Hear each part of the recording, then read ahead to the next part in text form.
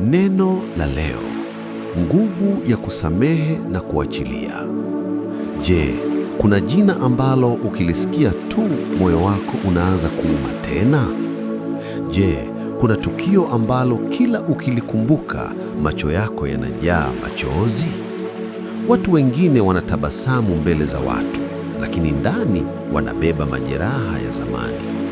Maneno yaliwaumiza, usaliti uliwakatisha tamaa, ahadi zilivunjwa, na tangu siku hiyo moyo wako umejifunza kujilinda, lakini pia umejifunza kufunga mlango wa amani.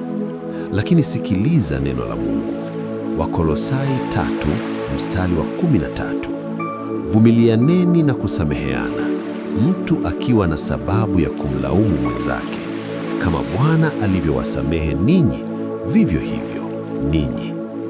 Kusamehe si rahisi. Wakati mwingine ni kama kufungua kidonda kilichokuwa kimeanza kuponya.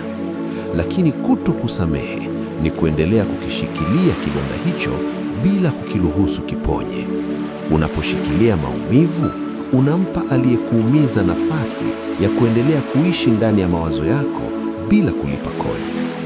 Lakini unaposema leo naachilia, hauhalalishi kosa, unachagua uhuru wako. Kusamehe ni zawadi unayojipa wewe mwenyewe. Ni kusema sitaki tena jana itawale kesho yangu. Huenda macho yakatoka, huenda moyo ukatetemeka, lakini upande wa pili wa kusamehe kuna amani isiyoelezeka.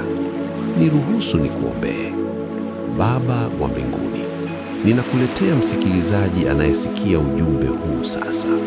Unajua maumivu yake, unajua jina linalomuumiza, unajua tukio ambalo hajawahi kulisahau.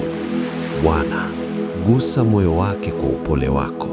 Mpe nguvu ya kusamehe pale ambapo ni vigumu. Mtoe katika minyororo ya uchungu na hasira. Mfunike kwa amani yako inayoponya.